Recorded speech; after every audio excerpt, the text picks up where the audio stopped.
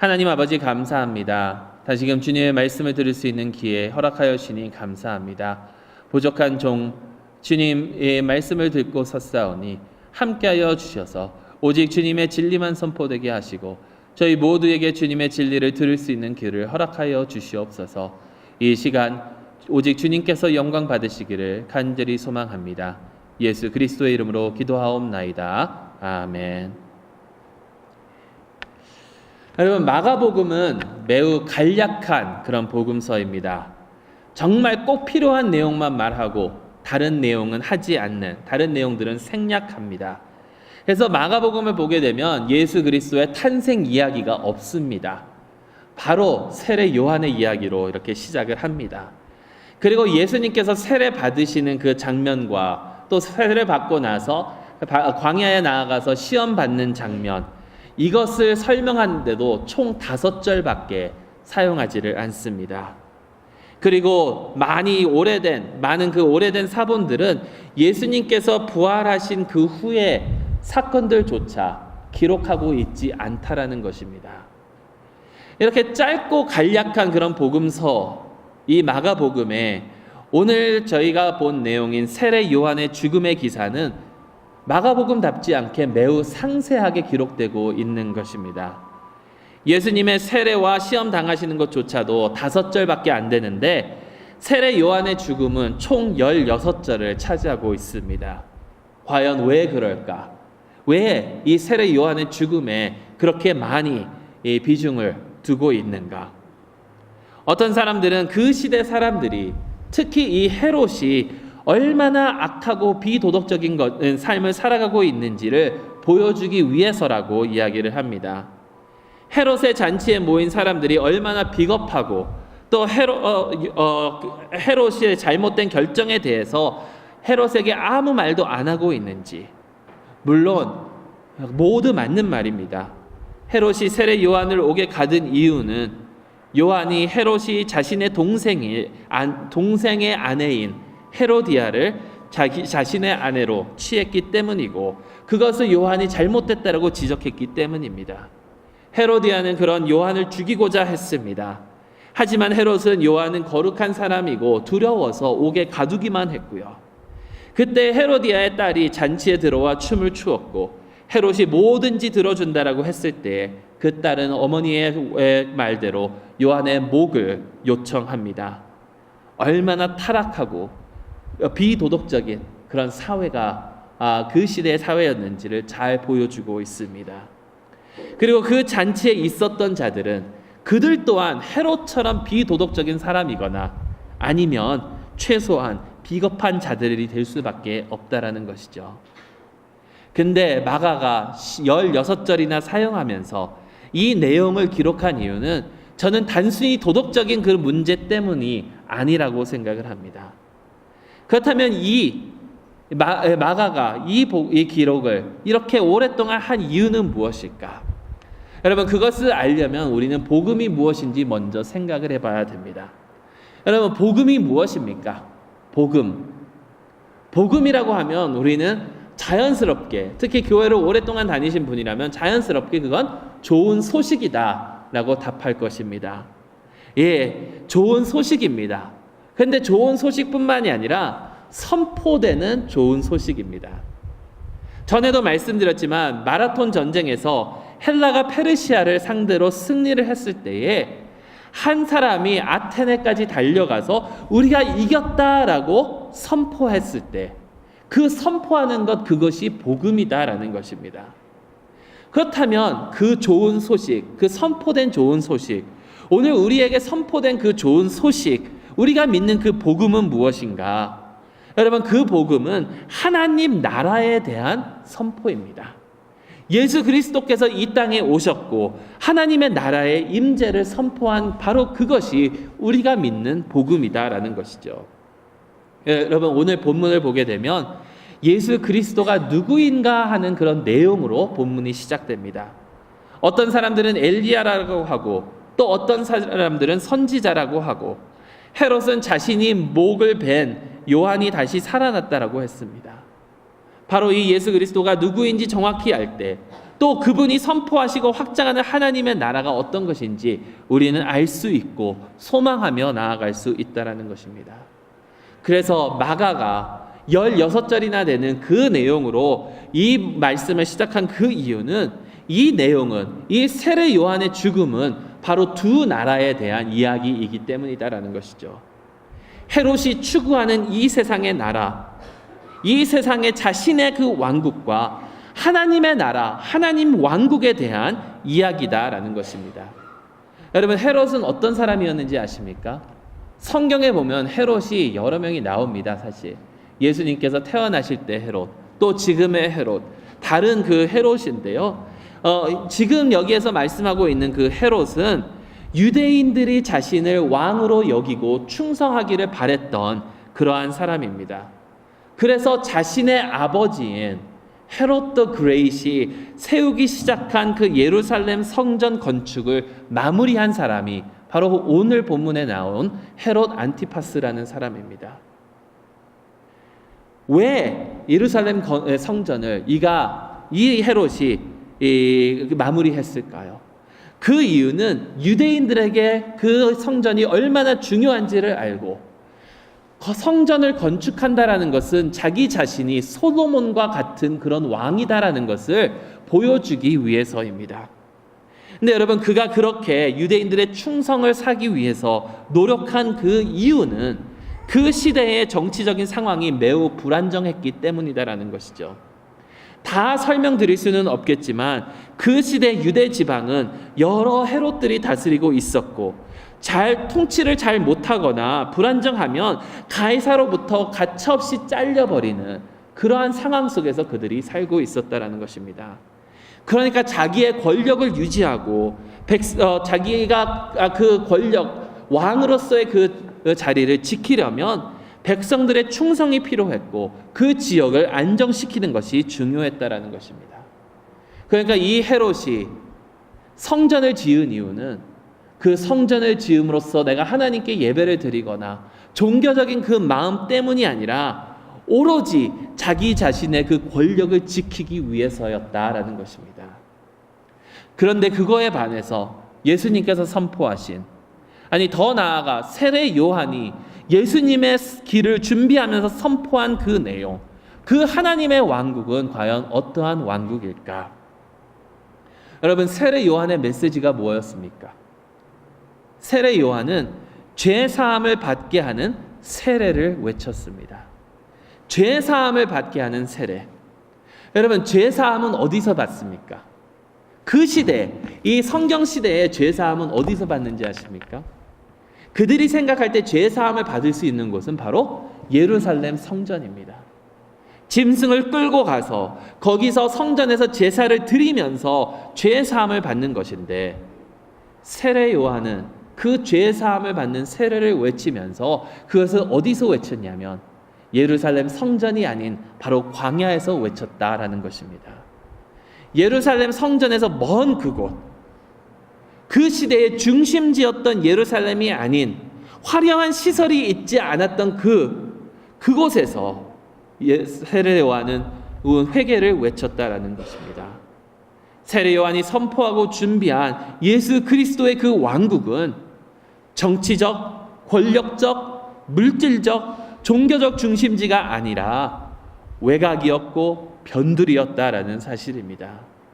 그리고 그는 그 진리를 위해서, 하나님 나라를 위해서 옥까지 내려갔고 또 그의 목은 소반 위에 올려지게 되었다라는 것이죠. 자, 여러분, 이 말씀이 저희에게 주는 메시지가 과연 무엇일까요? 저희에게 주는 메시지는 저는 이렇다라고 생각을 합니다. 우리가 과연 예수 그리스도의 제자이면, 우리가 과연 하나님 나라의 백성이면 그 나라를 위해서 어떠한 일꾼들이 되어야 되고 어떠한 삶을 추구해야 하는가? 아니면 반대로 여러분, 어떠한 삶을 여러분들은 추구하고 계십니까? 왜냐하면 여러분들이 생각하고 여러분들이 추구하는 그 삶이 바로 여러분들이 생각하는, 여러분들이 원하는 그 왕국을 알려주고 보여주고 있기 때문이다라는 것이죠. 이 세상에 나만을 위한 왕국? 아니면 진정으로 하나님을 위한 그런 왕국이냐? 여러분, 하나님 나라를 위해서 추구해야 하는 그 왕국은 중심에 서 있는 것을 추구하는 것이 절대로 아니다라는 것입니다. 근데 참 안타까운 것은 오늘날 우리는 중앙에 가기 위해서 너무도 많은 노력을 한다라는 것입니다. 내가 모든 것의 중심이 되어 있는 그러한 삶. 아까도 말씀드렸지만 권력의 중심, 물질의 중심, 심지어는 종교의 중심에 서고 싶은 것이 바로 우리의 욕망이다라는 것입니다. 여러분, 죄가 이 세상에 왜 왔는지 아십니까? 계속해서 말씀드리지만 죄가 이 세상에 온 이유는 내가 하나님을 하나님으로 인정하지 않고 내 삶의 중심으로 인정하지 않고 내 삶의 중심을 나로 세우기 위해서 노력했기 때문이다라는 것이죠. 아담과 하와가 선악과를 먹은 이유는 그것을 먹으면 네가 하나님처럼 될 것이다라는 그 말 때문에 하나님이 되려고 내 자신의 삶의 신이 되려고 했기 때문이다라는 것입니다. 여러분, 이러한 죄의 근성을 우리는 모두 지니고 있다라는 것이죠.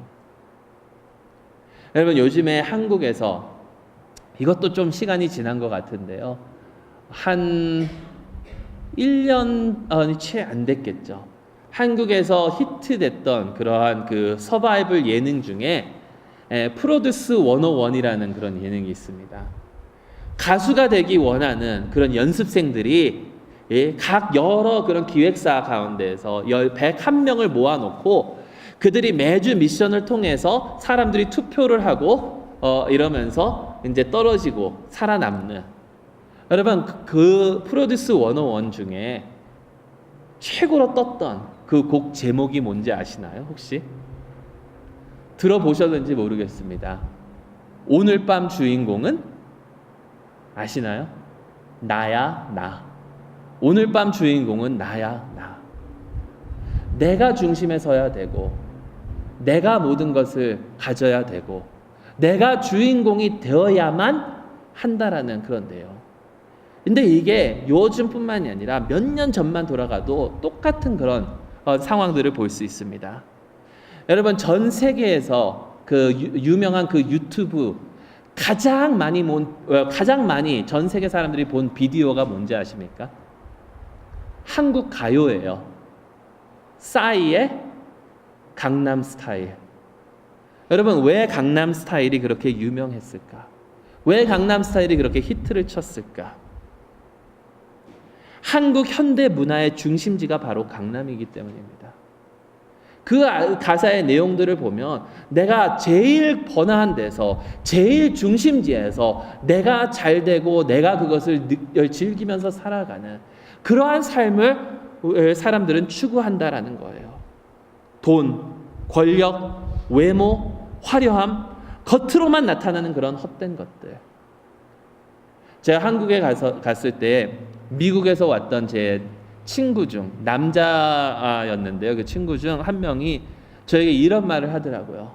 자기가 한국 오기 전까지만 해도 들었던 얘기가 한국 가면 예쁜 여자애들이 굉장히 많다라고 들었다라고 하는데 한 번도 보지를 못했다라고 하더라고요. 한국에서 2주가 넘었는데 한 번도 보지를 못했대요. 그래서 강남에 가봤냐 그러니까 강남에 안 가봤대요.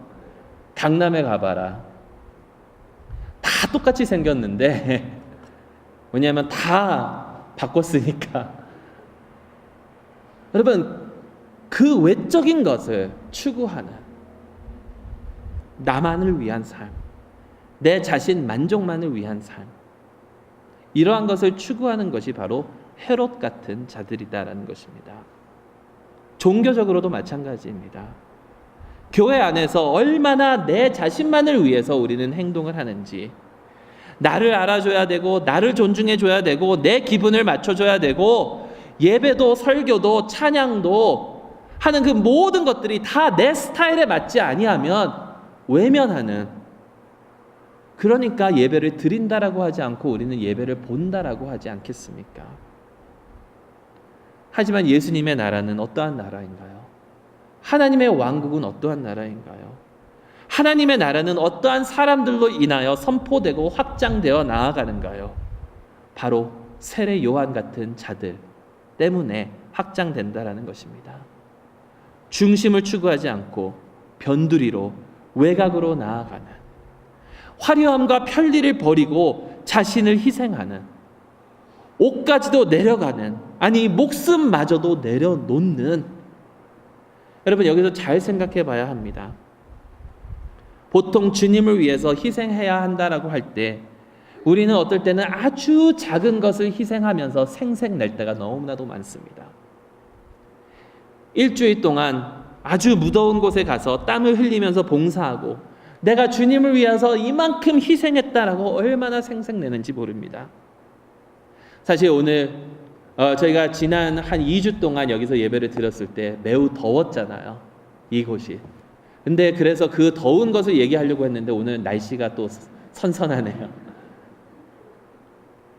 더운 것마저도 내가 참으면서 하나님께 예배를 드렸는데, 여러분 그렇게 희생하는 것을 나타내는 것조차도 나 자신을 위한, 나 자기 중심적인 삶이다라는 것입니다.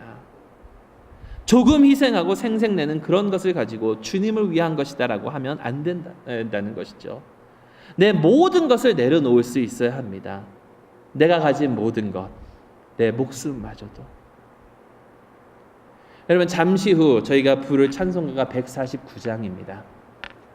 149장 4절 가사를 보면 온 세상 만물 가져도 주 은혜 못다 갚겠네. 놀라운 사랑 받은 나 몸으로 잼을 삼겠네 라는 가사가 있습니다. 근데요, 한국어로 된 이 가사보다 영어 가사가, 특히 이 마지막 그 대목이 너무나도 은혜스럽습니다. 왜냐하면 영어 가사를 보면 그 마지막 그 부분이 Love so amazing, so divine, demands my soul, my life, my all. 그 맨 마지막 부분이 나의 영, 나의 삶, 나의 모든 것을 요구한다 라고 합니다. 그리고 그것이 주님을 위한 삶입니다. 그렇다면 어떻게 그런 삶을 살 수가 있을까요? 영어 가사를, 그 찬송가 영어 가사를 보면 이러한 삶을 요구하는 것이 있는데, 이러한 삶을 요구하는 바로 그것이 놀라운 사랑이다라고 합니다. Love so amazing, so divine. 아니 놀랍고 신성한 사랑. 이 놀랍고 신성한 사랑이 나의 영, 나의 삶, 나의 모든 것을 요구하고 있다라고 그 찬송은 이야기하고 있습니다. 근데 여러분, 이 놀랍고 신성한 사랑을 우리에게 주신 분이 누구십니까? 바로 예수 그리스도이십니다. 세례 요한은 주님께서 가신 길을 예비하였습니다. 그리고 주님은 세례 요한처럼 변두리의 삶을 사셨습니다. 병든 자들, 사회에서 배척받은 자들, 버림받은 자들, 죄인들, 세리들을 위해서 자신의 모든 것을 쏟아 부어 주셨습니다. 그리고 자기 중심적인 그 사회, 종교의 중심인 예루살렘에서 우리 예수님께서는 심판을 받으셨다라는 것입니다. 오늘 바로 세례 요한의 목을 벤 이 헤롯 또한 예수님을 심판하는 한 사람 중 하나였습니다. 그리고 예수님께서는 십자가 위에서 모든 것을 쏟아 부으시며 당신의 목숨마저도 버리셨습니다. 놀랍고 신성한 사랑이 나의 영, 나의 삶, 나의 모든 것을 요구한다라고 했습니다.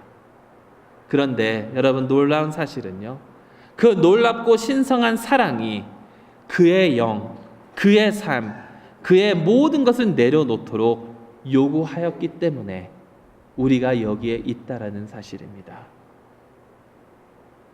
예수님께서는 그 사랑을 부으시기 위해서 그분의 영, 그분의 삶, 그분의 모든 것을 십자가 위에서 내려놓으셨습니다. 그 사랑을 받은 자라면 여러분, 나 자신을 버리고 이 세상에서 하나님의 나라를 위하여 살겠습니까? 아니면 이 세상처럼 내 자신을 위하여 내 나라를 확장하며 살아가겠습니까? 주님의 놀랍고 신성한 그 사랑이 여러분의 삶을 주님의 나라를 위하여 인도하실 수 있기를 주님의 이름으로 축원합니다.